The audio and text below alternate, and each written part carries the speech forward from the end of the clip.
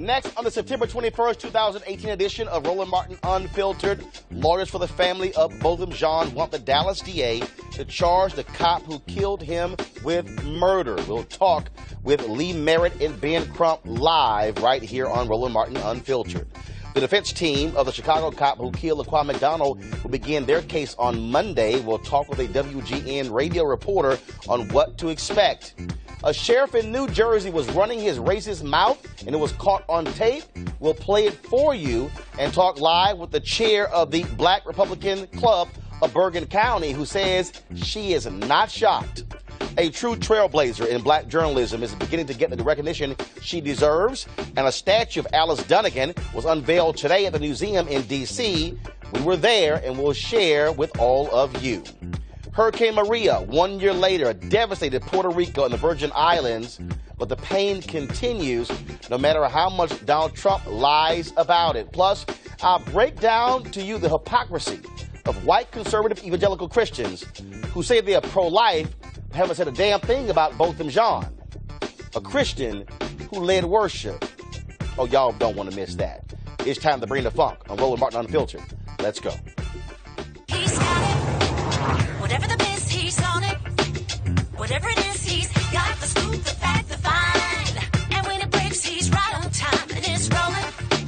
Best believe he's knowing. Putting it down from sports to news to politics.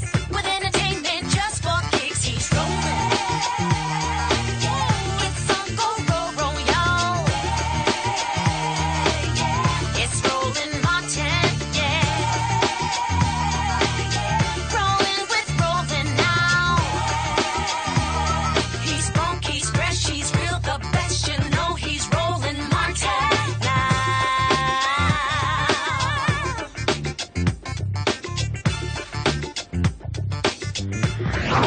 Martin!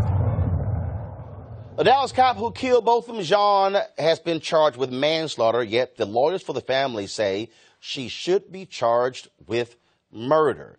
Dallas DA Faith Johnson, an African-American, she has said that she is open to that idea.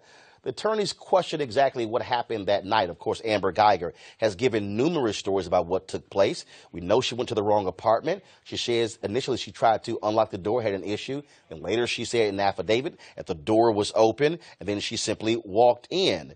They say clearly something else took place here based upon the witnesses who reported hearing her say, "Let me in," and knocking loudly on the door. Joining us right now are two of the family's attorneys, Benjamin Crump and Lee Merritt. Gentlemen, welcome back to Roland Martin Unfiltered.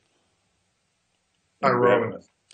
Lee, I want to start with you. The DA says she is open to charging him with murder, but explain to the audience, though, the difference between manslaughter and murder, because that dictates exactly what kind of charge can be made. Well, manslaughter indicates that there was some sort of reckless behavior that resulted in the death of a human being. A murder is saying that what happened was intentional. And nothing that Amber Geiger has described, even in her own version or many of her versions of events, described an unintentional act. In each of her stories, although they're changing, she has said that she took aim at a person or someone she believed to be a person and fired at them. Body center mass officers are trained to do, killing them. And so I don't think this case has been handled right from the beginning. It should have been considered a murder without any description of how Geiger's intent was reckless or unintentional. Ben Crump, I want to go to you because obviously a DA has to pursue certain charges by going to the grand jury. And we always hear the phrase, a DA can indict a ham sandwich. But you obviously want to charge folks properly because look what happened to Dante Servin in Chicago, where the judge said he was charged in a wrong way, let him free, and Rekia Boyd's murderer has never been brought to trial. And so in calling for him to be charged with murder, what is your legal rationale as to why that should be the charge or the indictment as opposed to manslaughter? Well, on multiple fronts, and I agree with Attorney Merritt. There are things that can be done to charge her with murder if that is the desire, Roland. When you think about her unbelievable story, if this is anybody else who allegedly goes to the wrong apartment, kill an innocent person who is lawfully in their apartment minding their own business, you or I would be charged with murder. It would be no question about it. So this DA has the right to treat her like any other citizen. They can't have it both ways. Either she is not on duty as she purported to be and the city is trying to allege, or they are giving her preferential treatment because she's a police officer. Either way, when you look at this story and the way the story has evolved and continues to change, once we find that she is lying, then that is malice of forethought, and she should be charged with murder. Because not only do you have the homicide of an innocent young man, but now you have her lying about it. and that equals murder. Now, again, she's given two different statements already. She's given one statement to the police in the initial report, and then an affidavit was filed. And so, if it is discovered that she is lying, could that charge also be added? Because if one of us lied to a cop in an official report, they could actually charge us for lying. Absolutely. And that's why it's so very important that we document everything she says. I know Attorney Merritt, Attorney Washington, and I, we've not only been out to the scene, we've not only talked to witnesses, but we've also looked at the different probable cause affidavits between the police, Dallas Police Department, and the Texas Rangers. And now we'll see what the next story is, Roland. Lee? Yeah, anytime you have somebody changing their story, they in an official capacity, all those statements they give are sworn statements. So they hold themselves out to perjury charges. But more importantly, it allows for this false narrative. And this is something that the legal team has been talking about recently. We've been hearing a lot about the idea that, we don't want to ruin two lives. And so we should take it easy on this woman because it was an accident. And that was her intent in telling these false stories in the beginning, to hide how culpable the malice behind her actions. And that's absurd. And our legal system, for all other people, non-law enforcement, and when the victim isn't a black person, we don't say, well, we don't want to ruin the murderer's lives. We focus on properly punishing the criminal. Obviously, this is a situation where you have a black police chief in Dallas, a black woman there. You have a black female district attorney there in Dallas as well. And of course, we have an election that's also coming up. And so Faith Johnson is paying attention to that as well. What has been the last conversation with her, and any idea when she plans to take this to the grand jury for them to consider an actual indictment? Because thus far, Amber Geiger has been charged. She was out on bail in less than an hour. Well, I want to believe that Faith Johnson will do the right thing. I know Lee Merritt and Daryl Washington with Jordan Edwards was very happy that she did the right thing in getting that conviction. And I believe this is just as conclusive as that she should be convicted of a crime. But I want to step back for just a second, Roland Martin. It is preposterous when you think about the fact that she broke and entered Botham Jones' apartment, and now she's somewhat suggesting a self-defense claim. Now, how asinine is that? You break in my house and then you shoot and kill me, and now you're kind of suggesting it was a big, dark, shadowy figure, and so it's self-defense. Black people get killed by police officers in some of the most arbitrary ways, and I've said it before, driving while black people are in their cars, walking while black people are in their neighborhoods, and now in Botham Jones' case, living while he's in his apartment. And so for them to suggest that she was in fear of her life, and it's just preposterous that if they're going to use that as a defense. Final comment with you. There's a case out of Maryland where police thought they were busting through the home of a drug dealer, and it was at the house of an innocent man. That man did fire at police, and he was not charged. Right. We see a lot of the similarities in that case where you have a mistake of fact. And that's really what it comes down to. If Ms. Geiger could articulate that there was a mistake of fact that would justify the use of force, then she has the ability to get off for her crime. The reason I don't think that applies here, similar to the man in Maryland, is because even if what was going on in her mind was reality, she still committed murder. And we saw that with the jury's decision in the case of Roy Oliver. Roy Oliver decided to use force as a police officer in a situation that was not justified, where he could not articulate any danger to himself. Amber Geiger saying, "I see a black silhouette," which really is code word for a large black man standing in front of me. And the decision to use force in that situation, it's not a mistake of fact that would justify the use of deadly force, and so she should still be properly charged with murder. All right, gentlemen, Lee Merritt as well as Ben Crump, we certainly appreciate it, and we'll certainly keep our eyes on this case. We've been focusing on it every single day, and will not let up. Thanks a lot. We appreciate it. Thank you, Roland. I appreciate it, folks. In Chicago, Officer Jason Van Dyke is on trial for the murder of Laquan McDonald. Prosecution, they have arrested. On Monday, his defense team will begin their phase of the case.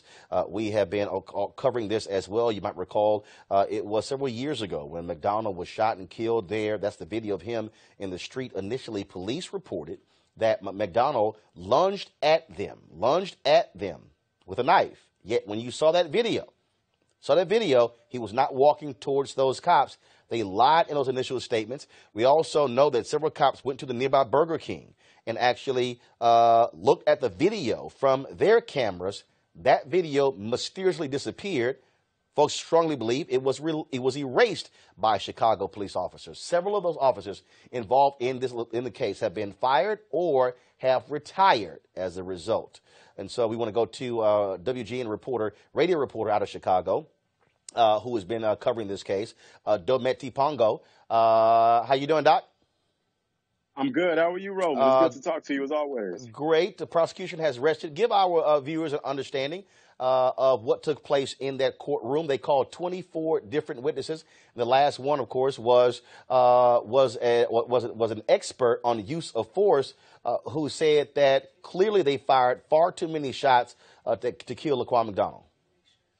Yeah, 24 witnesses called over a span of 4 days. And Yuri Patrick was one of the ones who said that Officer Jason Van Dyke did not have probable cause to shoot Laquan McDonald 16 times. He said that even if Laquan was a threat to police officers, he was surely not a threat far before that 16th shot was fired. They also called up Jose Torres, which was a witness, a bystander who was in his car at the time the shooting happened. He says in the courtroom, the thing that he said was, why the F are they shooting him so many times? This is what he said in the courtroom. They also called up a ballistics expert, Scott Patterson, who analyzed how long it takes for 16 shots to go off so that the witnesses, the jurors, even in opening statements, counted to 16 just so the jurors could see what it felt like to count to 16, how long that takes. And what he found, the ballistics expert, was that Van Dyke shot for 14 seconds. And that Laquan was on the ground for 12 of those seconds. This is a special prosecutor who was trying this case, correct? Yes, from Kane County. We're in Cook County. The special prosecutors from Kane County. And that was because, of course, when this case initially came up, Anita Alvarez was highly criticized. They also would not release that particular tape. She was defeated at the ballot box, and her successor, Cook County State's Attorney Fox, a black woman, said that a special prosecutor should be handling this case. Yeah, they have to take it out of Cook County. And this was actually a point of contention throughout the jury selection. They said they actually wanted to take the trial out of Cook County because they didn't think that any jurors could be unbiased in this case, saying that this case was so widely talked about throughout the county that it was impossible for anyone to be unbiased. The judge, Vincent Gahn, didn't go with that. You know, we decided to have the trial here in Cook County. But Anita Alvarez wasn't the only person that ended up being let go throughout all of this fallout. We also lost Superintendent Gary McCarthy. He was fired as a result of this. There was a lot of political fallout. And just to paint the picture for you, Roland, too, here in Chicago, the Black Mile, the Magnificent Mile, this is a shopping corridor on Michigan Avenue in Chicago, famous spot. It'd be Fifth Avenue if it was New York City. Activists shut down Michigan Avenue on Black Friday to let the city know that they wouldn't stand for this. They said if you hit the city's pocketbooks, that they have to do something in the courtroom. And then subsequently, Anita Alvarez lost her jobs. Kim Fox was elected. Superintendent Gary McCarthy was fired as Chicago police superintendent. And now he's actually running for mayor. And Mayor Rahm Emanuel has announced that he will not be seeking a third term. Last question for you. Are we seeing a significant number of Chicago police at the courthouse in support of Jason Van Dyke? Are we seeing any police officers who are saying, I'm not standing up for this guy? Well, he's certainly being escorted to the courthouse by a cadre of police officers. He has to wear a bulletproof vest when he's walking out. He's wearing a bulletproof vest when he's coming into the courtroom. You don't see anyone coming out against Officer Jason Van Dyke, which is very interesting. You might have ballistics experts like the ones the prosecution's called, or the use of force expert talking about the fact that, you know, this amount of force wasn't needed. But as you stated when you did your dialogue on John Burge, there's a blue rule, a blue wall in the city of Chicago, and officers stick together. You know, they often say that not all cops are bad cops, but they're always reluctant to point out who those bad cops actually are. So where are those good cops? Mr. Pongo, I appreciate it. Thanks a bunch. Thank you, Roland. All right, folks, let's now go to New Jersey. Oh, this is a doozy. New Jersey Sheriff Michael Sardino has gotten caught on tape making racist comments about the inaugural address of New Jersey Governor Phil Murphy. Check this out. He talked about the whole thing, the marijuana, sanctuary state, better criminal justice reform. Christ almighty. In other words, let the blacks come in and do whatever the they want, smoke the marijuana, do this, do that, and don't worry about it. You know, we'll tie the hands of cops. The comments caused so much backlash that he issued an apology. He's sorry for the insensitive recorded remarks that were made public, but is he sorry for the remarks or that they were made public? Now, New Jersey Governor Phil Murphy doesn't think so. He is calling for the resignation of the sheriff. Now, my next guest says there's a pattern of disrespect for black folks under his leadership. Joining me now is Monica Brinson. She's the president of the African American Republican Club of Bergen County, New Jersey. How you doing? I'm doing well. How are you today? And thank you for having me on the show. Well, clearly this sheriff here, he was pretty cool with his comments, and he still has not stepped down. I'm just trying to understand, are there any white folks in that county who smoke weed? Or is it just black people? I mean, according to the sheriff, clearly it's only black people, but I'm sure you can find some white people smoking marijuana. Well, and here's what was interesting to me. I mean, this is the chief law enforcement officer for the county. This is the person who sets policy, and politically, I understand that he used to be Republican, but now he's a Democrat, and so, but at the end of the day, he's still a white guy who's in charge. Correct. And so, what are the folks, the county commission? What are others are saying? I mean, obviously, the governor wants him to quit, but are there other folks saying this guy's got to go? Well, for one, I am disgusted. He's got to go, and he needs to go right now. Last night, I was at an event with my mentor, First Lieutenant Governor Kim Guadagno. She was absolutely disgusted, disappointed, and I haven't talked to any white people who are not appalled. Everyone that I've spoken to, white and they're appalled by this disgusting comment. And, so he says sorry for the racist comment. That's not good enough. A proper apology would be for him to step down. We need the Democrat sheriff, Sardino, if you can hear me now, please step down. That would be the best apology to all the black people that I know in corrupt Bergen County. Well, it certainly should be the case there. And last question for you. Are there any protests? And who makes the decision? Can he be fired? Can he be forced out? Or is he an elected position? And frankly, it's all up to him whether he comes or goes. I don't know the process, but I'm hoping that this pressure put on him will help him step down. He has verbally pistol whipped black people. That's what took place. And then he went off on another tangent. Listen, Sheila Alver, she's no favorite of mine with her political views, but to go out and start asking if she's gay because she's single, and he's just disgusting all the way around. He needs to step down. It shouldn't be a crime to be driving while black in Hackensack and in Bergen County. And this is certainly widespread pattern of practice. He needs to step down. You can see he sets the tone for why police officers feel like they can harass black people in Bergen County. So this Democrat sheriff needs to step down. All right, then. We certainly appreciate you joining us. Thank you so very much. Thank you. All right, folks, I want to introduce my panel right now. Joining me on the set, of course, is Kristen Clark. She is the Executive Director and leader of the Lawyers Committee for Civil Rights Under Law. We also have Dr. Greg Carr, Howard University, head of Afro-American Studies program. And also joining us is Eugene Craig of the Eugene Craig Organization. Eugene is with us. All right, so how you doing, folks? Good. Good. How you? All right, so I want to start this with, of course, the orange one. We have the Brett Kavanaugh hearing taking place on Monday. We think. Now this battle is going on because Republicans want to insist that the woman who's accusing him of sexual assault testify before he does. Now, if we go back to the Clarence Thomas hearing, Anita Hill testified first, and then Clarence Thomas testified. They forced that to happen in prime time.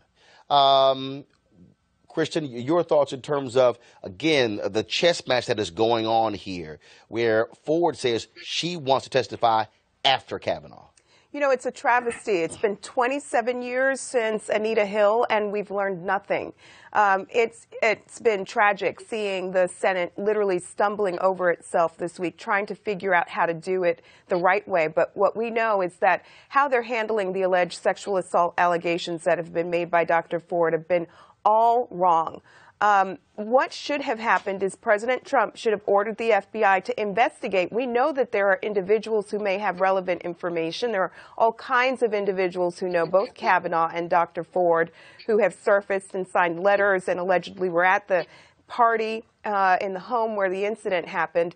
The FBI knows how to extract information from people who claim today that they may know nothing. Grassley apparently reached out to a woman who posted a statement and said he hasn't heard back. Well, the FBI can compel that woman, make her appear, and make her share what she knows under oath. They're not taking this seriously. And what this does is it sends a dangerous message to girls and women across our country who have experienced sexual assault. Right now, we're watching the senators send them a dangerous message that they don't matter, that they won't be taken seriously, that we really don't want to hear what you have to say. And I think that's incredibly unfortunate. But at the end of the day, this is a high-stakes battle. It's our nation's highest court. And if we're going to put somebody up there for a lifetime, they need to have unimpeachable credentials. Greg Carr, someone tweeted earlier that because Dr. Ford has said she's been sexually assaulted, if she was called to serve on a jury, she could not serve on a jury of a case involving sexual assault. And the person said, yet Kavanaugh can rule on any case that involves sexual assault. Absolutely. Well, I mean, what we're seeing at the end of the day is naked power. Mitch McConnell can count. He's clearly got the votes. And that includes two women who, if they thought of themselves as women, should be ashamed of themselves. Of course, thinking about Collins and Murkowski. No one has asked Tim Scott what he's going to do. He's a yes in the yes column. They can count. So they're going to put Kavanaugh on the court. These are elite white males, 11 of whom are going to try to torture this Dr. Ford next week if she indeed testifies. And they're looking for female lawyers to staff them so it doesn't look so obvious. But at the end of the day, even as many of her classmates have signed a letter saying that this culture of alcoholism and sexual assault was rampant at Georgetown Prep and other places, what we're seeing is a handful of elite white males backed by rich folks, rich white males, who have decided this is their last chance to hold on to power. This has nothing to do with ethics or morals, brother. But here's the thing for me, Eugene. Everyone is talking about, obviously, Murkowski and Collins being critical. But we also, of course, you have Donald Trump, who sent this tweet out. Henry, go to my iPad, please. Trump sent this tweet out this morning, which has enraged lots of people. I have no doubt that if the attack on Dr. Ford was as bad as she says, charges would have been immediately filed with local law enforcement authorities by either her or her loving parents. I ask that she bring those filings forward so that we can learn date, time, and place. Well, obviously, you've seen a number of women tweet out their own personal stories of how they did not say anything for 5, 10, 15, 20, 30 years. Ashley Judd talked about it herself. Simone Sanders discussed being raped as well on social media. Zelina Maxwell has talked about it as well. And so this dude is so clueless because he acts as if women have not been traumatized and are afraid to even go to law enforcement. Yeah, I mean, even the women that have accused him of particular things have not gone to law enforcement. But I mean, it was an idiotic statement to make. I think it was an asinine statement to make. I mean, we knew it was just a matter of time before he decided to come out and quote unquote start swinging again. But it's statistics have shown that sexual assault and rape are some of the highest unreported crimes. And, it's not something that's different here. I mean, you can't reasonably expect a 15-year-old to, in a very vulnerable moment like that to say, oh, yeah, I'm just going to get up and go to Montgomery County Police and report this. And the other thing that really jumps out at me is I think when we look at what's happening now is, to your point about McConnell, his whole deal is, I can do what y'all want to do. I can count. He said, we're going to push this thing through. No question. And they are adamant, Christian, that this vote take place immediately because they are deathly afraid that if there's any further delay, first of all, they want him on the court by October 4th when the Supreme Court reconvenes for their new session. But also they're afraid that there's any further delay, anything happens, that Democrats could potentially take over the United States Senate, and they know that he will not be able to move forward if that happens. It's unfortunate. We shouldn't play politics with the court, not when we have the Supreme Court at stake. This is the most important court in the land. It sets policy that impacts people's lives all across the country. At the end of the day, Brett Kavanaugh does not deserve that seat if he doesn't have the character. And it's important that the Senate do its job and figure out whether Dr. Ford's allegations are true. And aside from that, we've already had a chance to learn who he is based on his record. We know that he would be dangerous when it comes to civil rights. He is somebody who would be hostile on civil rights matters that go before him. I hope the Senate takes Dr. Ford's claims seriously. The whole country is watching right now, and I think that what they've done this week really has ripped a Band-Aid off of the wounds of sexual assault victims in our country. It's important they slow down, do the right thing, let her be heard, and then have a vote at the end of the day. Last point on this hearing, go to my iPad. What you'll see here, folks, is that we talked about Lisa Murkowski as well as Susan Collins, but there are 6 Republican women. 6.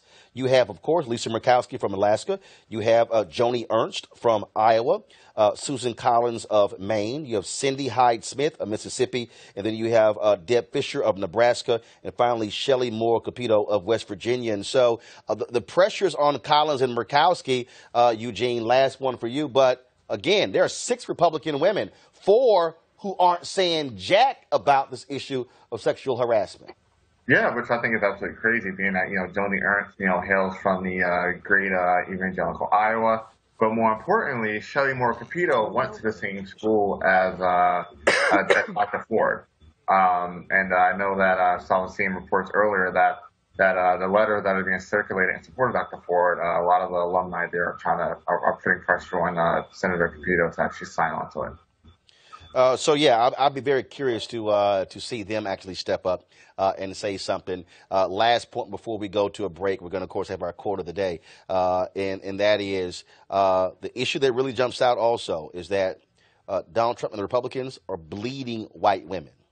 They're bleeding white women. They're bleeding when it comes to independence as well. So the question then is what happens in November, how Ford gets treated on Monday if she testifies could somehow come back to haunt them. Even though 53% of white women voted for Donald Trump, as Tamika Mallory said yesterday, that could still have an impact. And so we'll see what happens on Monday. All right, folks, we'll go to a break. When we come back, we're going to talk about a pioneering black reporter, Alice Dunnigan, who was honored today at the museum. We'll be back on Roland Martin Unfiltered in just a moment.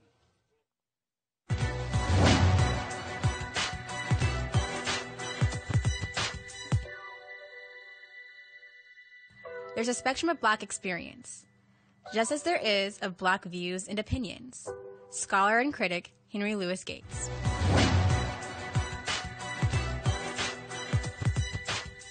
A pioneering black journalist got some long overdue recognition today as the statue of Alice Dunnigan was unveiled at the museum in Washington, D.C. Now, Dunnigan, who died in 1983, was the first African-American female correspondent to receive White House credentials. Dunnigan reported on congressional hearings where blacks were referred to as the N-word, was barred from covering a speech by President Dwight D. Eisenhower in a whites-only theater. In fact, he didn't even speak to her for 2 years. Also, refused to sit down with the press to cover. She was not allowed to sit with the press to cover Senator Robert A. Taft's funeral. She covered the event from a seat in the servants section. She was known for her straight shooting reporting style. Politicians routinely avoided questions from her, which often involved race. She was a reporter for the Associated Negro Press and, look, had a very difficult time there, desperately trying to get paid as a reporter. Of course, that was led by Claude Barnett, and she writes in her own autobiography where she even sold her watch every week, pawned it in order just to be able to eat. And the unveiling took place today. A number of people who were there to celebrate this occasion. Our cameras were there as well. So if you want to understand why Roland Martin Unfiltered matters, we also live stream the unveiling as well as the panel session. And here's some of the highlights. This has to be an exciting day for Ms. Dunnigan's family. It is. It's a very exciting day for our family. We're elated. I mean, we're overwhelmed and we're overjoyed. This has been a long time coming, I think, because she's always, like I said before, she's been very famous to us.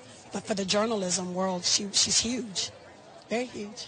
And so tell us something that folks may not know. When you think about a lot of the men who covered the White House, folks know their stories, but very few know about Alice Dunnigan or Ethel Payne. Yes. Well, as a matter of fact, I remember, Mr. Martin, when I was here, when I was about 13 years old, I spent the summer with Aunt Alice. One thing she always told me, you already have 2 strikes against you because you're a woman and because you're African American. But whatever you do, don't give up the fight. And if she were here today, as humble as she was, she would not want all the hoopla. She would just want change to come. And when I see a particular news reporter now, it reminds me of her because she would ask the tough questions. And if you've ever read her book, those tough questions that she would ask, that's why they had to start submitting a few things in advance. So that's something that just stuck with me. And anything I've ever wanted to do, I knew that I could do it. Even if I were a woman and African, I knew I could do it because I remember what Aunt Alice told me when I was 13 years old. Well, she was from our city, and we didn't know nothing about her. And she'd done all these things. She'd met all these famous people. She'd been with King, A. Philip Randolph. She'd been with Kennedy, Johnson, but nobody knew nothing about her. So I thought it was important that people find out who she was and what she'd done to help, change our nation. Because of her courage, because as you know, when Alice Dunnigan was here in Washington, things were not favorable toward black journalists. So she was a freedom fighter in journalism. She had great courage, and that inspires the NMPA today. I think we need to raise up a new generation of freedom fighting journalists like you, Roland. I think that sometimes in our desire to get into the system, in our desire to get into the industry, sometimes we compromise our blackness. Alice Dunnigan never compromised who she was and what she was for the black community. All right. And not only did they not really know about her, they didn't know what she was doing and what she was going through in order to pursue this career. A whole lot of what Alice Dunnigan did, she did on her own. She did with virtually no support from her employer. She did it in the face of chauvinism, active, very virulent chauvinism, in addition to the sexism and racism. So she was special in that regard. And she opened the door for Ethel Payne. She made a lot of really amazing coverage happen. She spent 2 years being shut out by the president. He wouldn't answer her questions. And how familiar is that today? So we owe a lot to Allison Dunnigan. All right. All right, folks. It should be one more clip we're going to play from the panel conversation at the museum about Alice Dunnigan. So here we go. She was a great storyteller. And I could just sit at her feet and listen because the way she wrote, she spoke that way. She wrote the way she spoke in a way that there was always imagery. And she could pull you into the stories and you could feel like, wow, I want to meet this person, or wow, really, Grandma? And so that is what I remember about my grandmother and the vision. I was 23 when she passed, but one of the things that I appreciate so much is that as a college student at Howard, majoring in journalism, we became very close because I had the skill, but she helped me tweak the craft.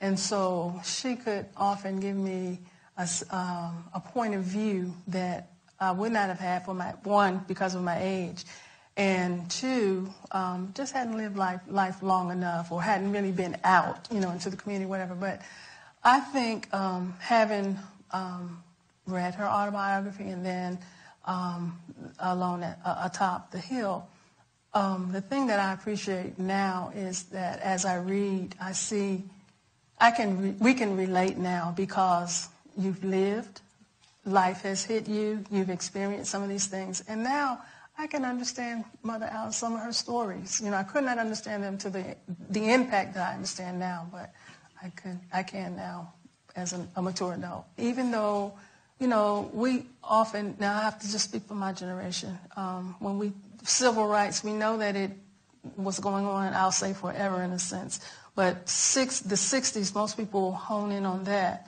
but she was pre-civil rights.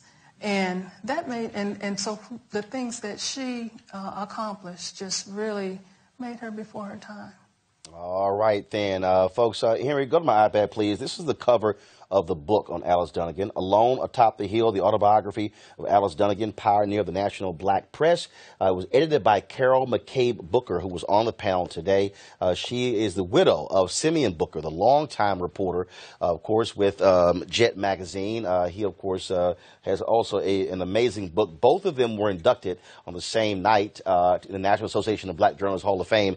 I was there. You can also read about Alice Dunnigan in this book, this new book by Gerald Horne. It's called The Rise and Fall of the Associated Negro Press, Claude Barnett's Pan-African News and the Jim Crow Paradox by Gerald Horne. And in this book, Kristen, Alice Dunnigan talks about she was desperate to get a pay raise from Claude Barnett.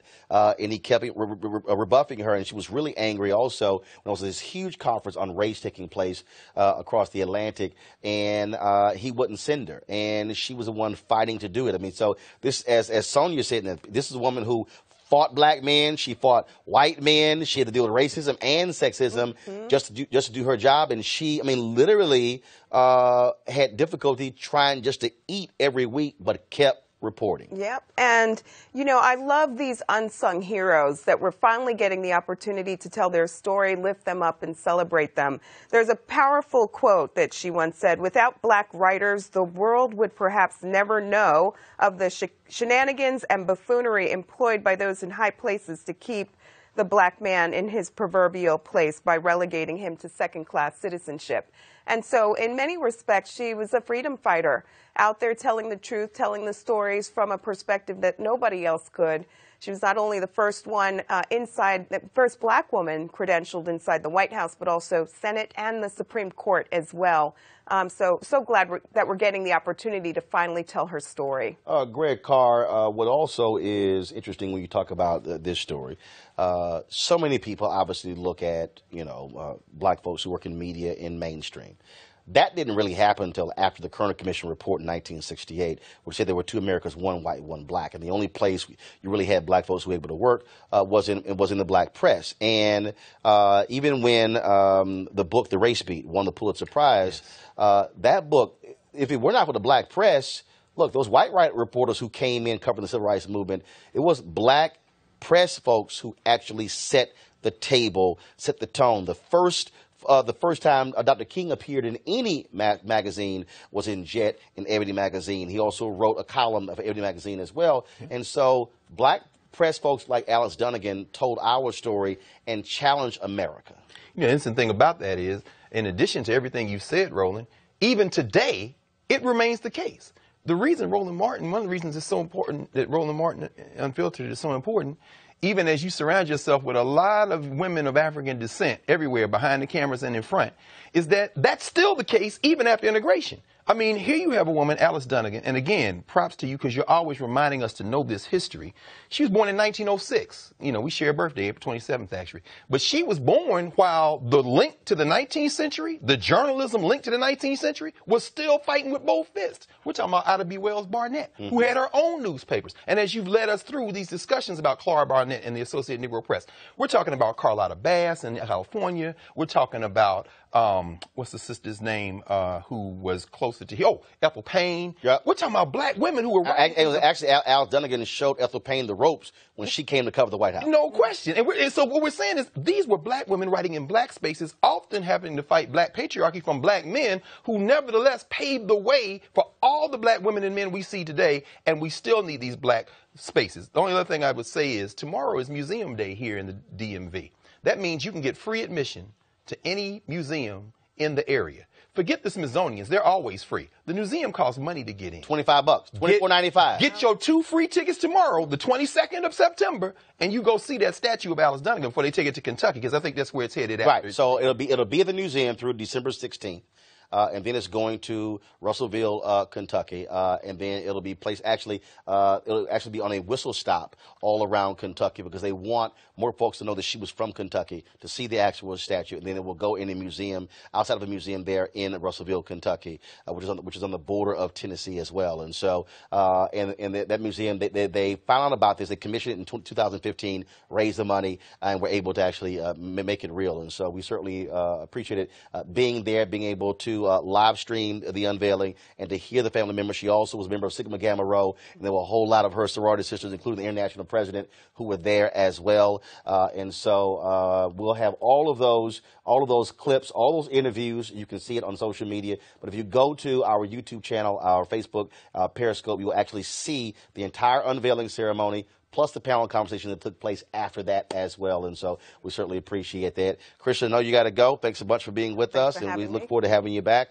Folks, we're going to go to a break. When we come back, we're going to talk about Hurricane Maria 1 year after, its impact on Puerto Rico and the Virgin Islands, and why you still have a sense of indifference in the White House. This is Roland Martin, Unfiltered.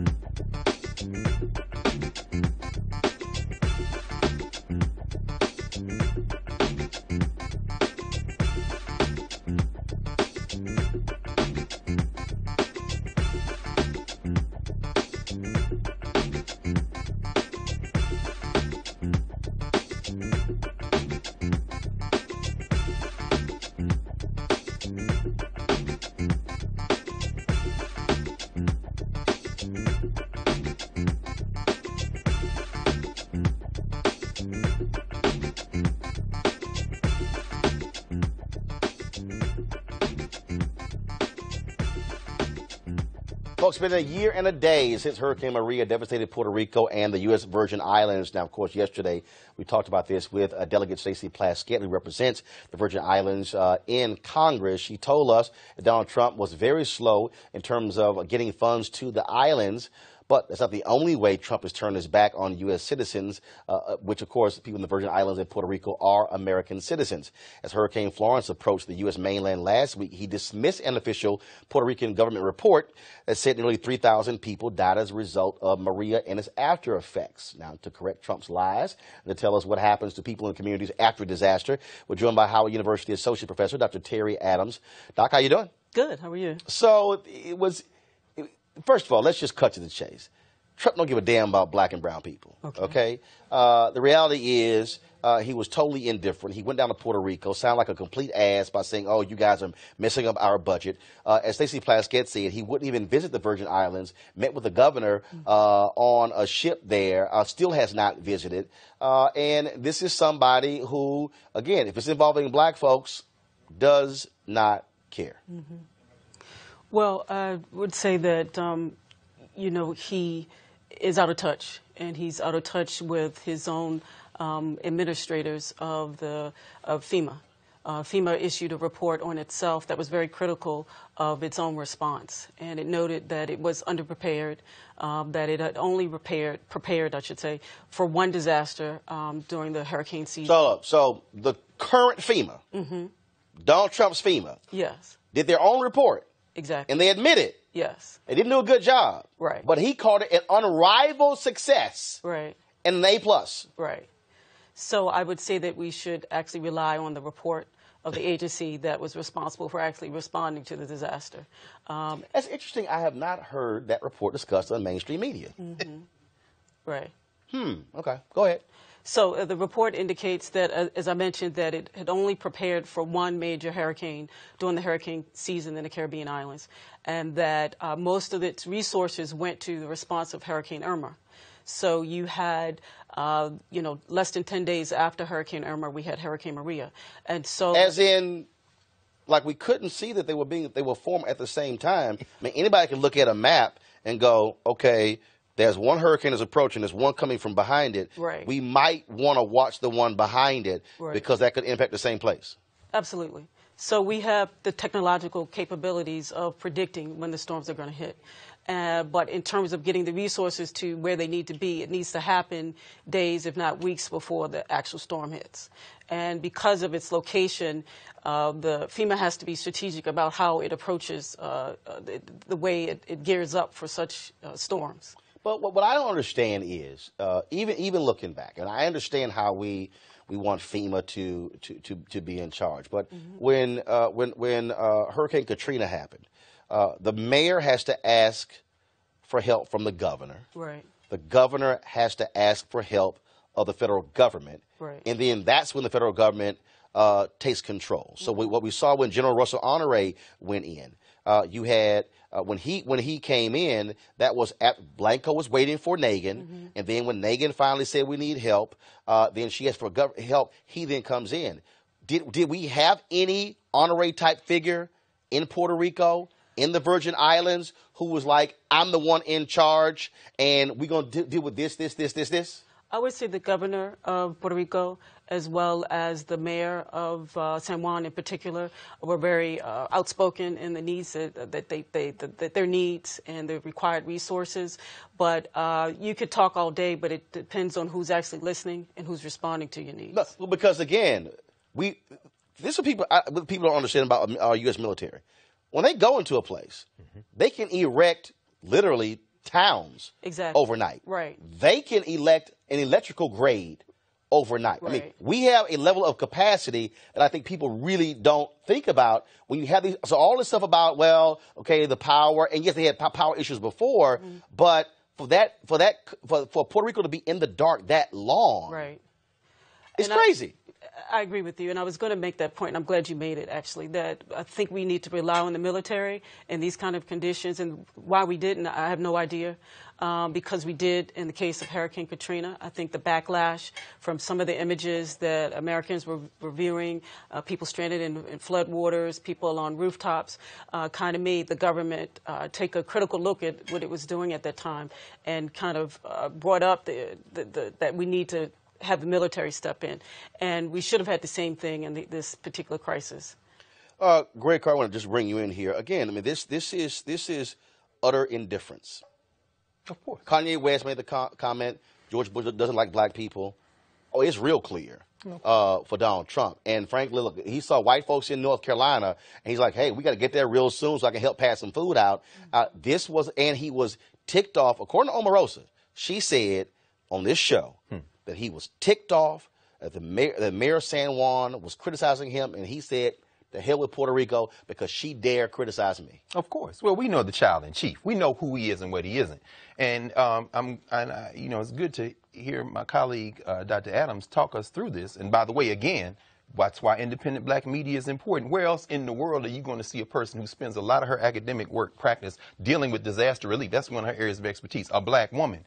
But, in talking through that, we know the military has the capacity. They're in the Carolinas right now. They sent everyone down there, and they were ready to deploy. All they needed was the word. But we know Trump doesn't care. We know that now they're talking about sending Ben Carson down there in the next couple of days because he's only worried about his image. At the same time that, the George Washington University report came out, the Harvard report came out, the death toll continued to rise. But finally, the most important thing that Donald Trump has mastered, and this we have to give him, is that when you disconnect completely from the truth and just keep repeating the lie, you reveal the fact that this country really isn't interested in truth. It's all about power. You can't stop him. He's just going to create a different reality. So all we can do is try to create our own base and move to help ourselves. We are still in this space as an expert in this space, we've now seen African Americans. In fact, we talked about it yesterday when Trump shouted this Cajun Navy. He actually was talking about a boat that the new Black Panthers actually sent down there. And what we're seeing is African Americans. We saw this take place after Katrina. We see African Americans say, you know what, we can't depend upon the Red Cross because of how they've screwed up the number of dollars that they've actually raised as well. And we're seeing Black folks say, no, we need our own institutions where our people are being impacted to be able to go into these places and provide assistance.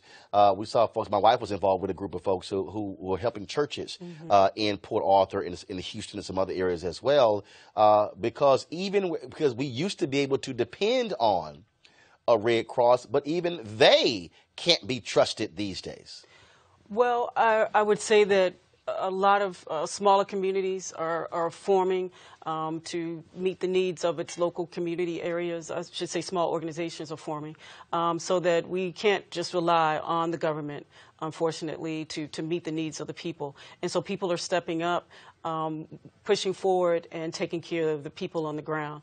The folks in Puerto Rico, there were many people who teamed up together to help their neighbors. They always say that the first responders are the people next to you. And so we saw that happen during Hurricane Maria, and we're seeing that happen now in the Carolinas. What if you were sitting before? First of all, obviously we haven't had any hearings because Republicans don't want to even have any hearings.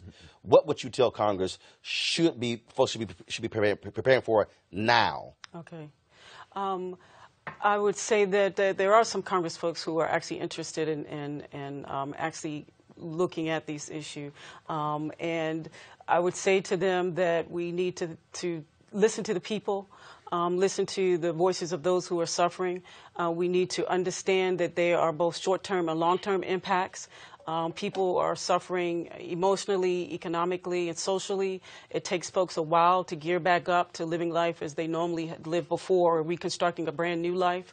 And we need to put measures in place so that people aren't suffering. So we've talked a lot about the infrastructure, putting in buildings, houses, resources, but how do you help people with their mental health? We need to make sure that we have measures in place so that people aren't struggling through these types of crises on their own. All right, Doc, we really appreciate it. Thanks a lot. Thank you. All right, folks, we're going to go to a break with our HBCU Giving Day, and then we'll be back with my commentary on white conservative evangelicals, how they pretty much don't give a damn when a black Christian is killed. Oh, but they are so pro-life. Back in a moment.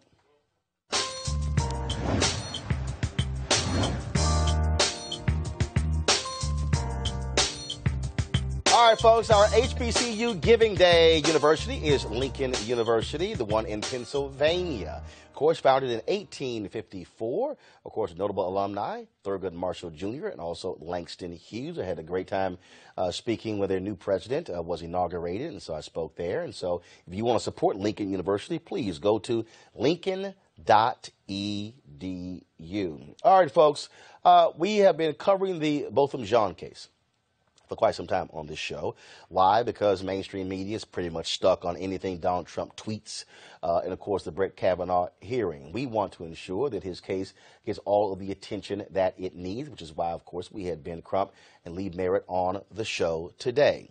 But I found something very interesting. So this morning, as I was traveling on the train back from New York City, where I was talking to Tiffany Haddish and Kevin Hart about the new movie Night School. We'll have those interviews for you next week. I was reading today's New York Times. There's this huge front page article in the New York Times talking about how evangelicals are very concerned about the Brett Kavanaugh hearing and how many of them may not go to the polls if somehow Brett Kavanaugh is not put on the Supreme Court. Why? Because they now say if Brett Kavanaugh gets on, they absolutely have a strong 5-vote right-wing conservative majority that will allow them to overturn Roe v. Wade because they are all about being pro-life. And I'm reading the article and I'm seeing Ralph Reed, of course, his Faith and Freedom Coalition, and he's all throughout the article. But then I noticed something, and it hit me. I said, Has Ralph Reed said anything about Botham Jean, the Christian who was shot and killed by the police officer in Dallas? So I then went to his Twitter feed, and I realized that after looking for 3 weeks back, I saw nothing. And then Robert Jeffers, of course, he's the preacher down at First Baptist Church in Dallas, a big-time Trump supporter who, of course, is on Fox News as well. He was mighty quiet about Botham Jean as well. Then I looked at Franklin Graham, you know, son of Billy Graham, and he's out here talking about Kavanaugh, and didn't hear a word from Franklin Graham as well. Haven't seen a damn thing from Paula White as well, talking about Botham Jean. Then I thought about Tony Perkins, the Family Research Council. Oh, he's such a super Christian, always about the issue of life and being pro-life, and I didn't see anything about him as well. Of course, earlier this week, we showed you the video of the white preacher in Dallas who spoke about the issue of Botham Jean being shot and killed and why he said it was important to speak about it from the pulpit in a largely white congregation. Here is the reality. White conservative evangelicals don't give a damn about black lives. They love talking about being pro-life, but they only care about life when it is in the womb. Because if you then begin to challenge them on why is it you never see them standing alongside of black preachers when a black person is being shot and killed by a police officer, when they're being brutalized by cops, they are strangely very silent when it comes to that. See, this is no shock because a few years ago, a friend of mine who was a preacher in Omaha, Nebraska, a group of white preachers came to him and they said that they wanted him to stand with them and walk with them in a pro-life march. And he said, no problem, I'm pro-life, I'll stand with you, but I would like for y'all to come with me, to stand in front of some crack houses in our neighborhood to make sure that those crack houses are torn down and folks are dealt with. They said, no, that's your problem. Y'all hear what I just said? They literally said to this black preacher who was about saving the souls and the lives of people who were in crack houses to get them off of drugs, that's your problem. But they wanted him to stand with them when it comes to the issue of abortion. See, that's really the game they're playing because, see, if you are pro-life, then you should be outraged when you see the video of Botham Jean leading his church in worship that previous weekend and then gunned down at the age of 26 in his own apartment. So you rarely ever, matter of fact, not rarely ever, you never see any of these white conservative evangelicals standing with black preachers when it comes to black folks who have been shot and killed with police brutality. Because, see, they don't give a damn. See, they have situational religion. They have situational ethics, and that's the game they play. So if you don't believe me, wait till Ralph Reed has his conference, his Faith and Freedom conference. And if you look on the agenda, first of all, nearly every Republican who runs for office wants to be at his conference. But if you look at the agenda, you're not going to see many discussions about poverty. You're not going to see many discussions about the issue of race or inequality. Because, see, for them, it's not about the issue of race. It's not about the poor. These are folks who pimp Jesus. These are people who use their so-called prophetic voices to drive a partisan message. But see, again, when it's something else, oh no, they want us to stand together and salute the flag and pledge allegiance to the flag of the United States and use our voices that way. But they do not care about African Americans who have been impacted by police brutality. Folks, this is very simple. When you see white conservative evangelicals talk about being pro-life, challenge them. Ask them the question, where do you stand about black men who are innocent, who are in prisons? Where do you stand about folks who have been given the death penalty and then all of a sudden find out that they actually are innocent? Where do you stand when police officers are killing black folks who do not have a gun? See, I don't even recall seeing many of these white pastors standing out there with protesters in Chicago for Laquan McDonald, or when Rekia Boyd was shot in the head, or Ayanna Jones in Detroit, or even Walter Scott in Charleston. It is because they actually don't care. And so I'll say this here. The next time y'all want to come talk to black folks about the issue being pro-life, I suggest you be fully pro-life. I suggest you actually care about all lives. Because, see, y'all love saying all lives matter. Because, see, you don't like us saying black lives matter because you want us to say all lives matter. Well, so if all lives matter, when the hell y'all going to actually show up when something happens to one of us? Ralph Reed, I'm waiting. I welcome you to come sit on this set. Tony Perkins, I welcome you to come sit on this set. I would love to talk to Robert Jeffers. I would love to talk to Franklin Graham. But I got a sense they won't come here? Probably because, we talk to black people. That's my perspective.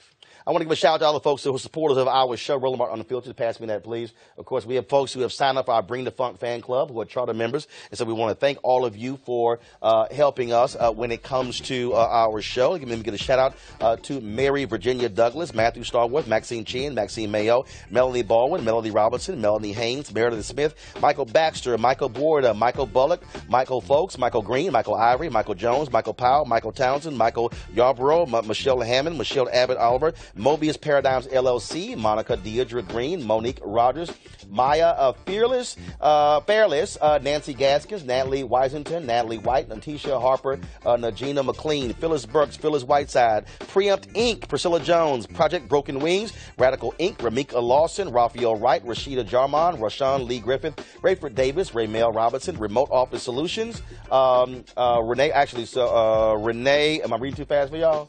Yeah, I guess I am. Renee Woodard, Research Analyst Group, Ruben Smith, Reba Harris, Richard Irvin, Richard Muhammad, Richard Patterson, Rita Reed, Rita Santos, Robert Holmes, Robert Johnson, Robert L. Island Sr., Robin Wetner, Robin Winston, Rochelle Prestige, and Rodney Cutter. So I want to thank all of you folks. If you want to help our show, of course, our cameras were there with Alice Dunnigan. Of course, we live streamed the whole event as well. Like I said, other media was there, but I didn't see any of these black folks. Like these black websites out there, maybe they were a little busy focused on entertainment, which is what they pretty much focus on. But that's not what we focus on here, and so we need your support to make this happen. So go to RolandMartinUnfiltered.com.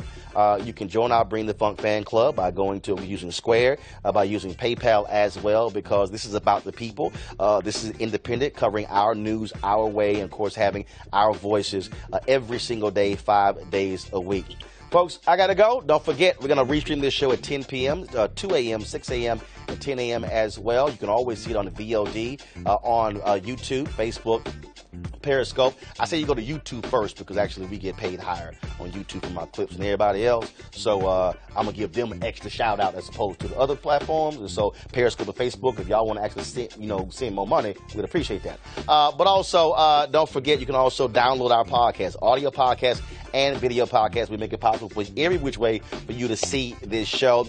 Look, have a absolute great weekend. Today's Friday. Praise the Lord. Okay, I can actually get some rest tomorrow. So I will see you guys next week. We'll be broadcasting live on Tuesday from the Spirit Democracy Awards, Melody Campbell's group. So we're looking forward to that. Have a great weekend. Also, last thing, this weekend we'll be restreaming every single show this week, plus the ceremony of Alice Dunnigan, the unveiling, plus the course panel, and the Home Free USA speech I gave on housing. We'll also be streaming that this weekend, and so go to all our platforms and check it out. I got to go. Holla!